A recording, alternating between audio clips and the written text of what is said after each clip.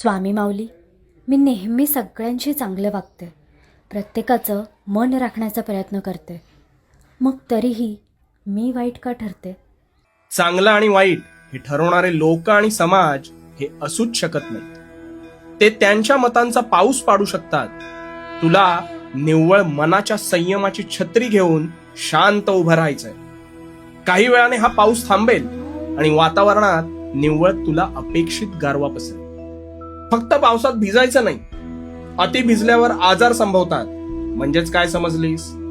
जेव्हा तुला कोणी वाईट बोलतं, तो तुझा दोष नाही, त्यांचा स्वभाव आहे, हे लक्षात घे. तू स्वतःच्या नजरेत खरी आणि प्रामाणिक असायला हवीस. त्यांनी वाईट ठरवलं म्हणून तू वाईट होत नाहीस, आणि त्या गोष्टींना मनाच्या आत खोलवर प्रवेश द्यायचाच नाही. म्हणजेच तुझं काम सोपं होईल. पण मग स्वामी, त्यांची मन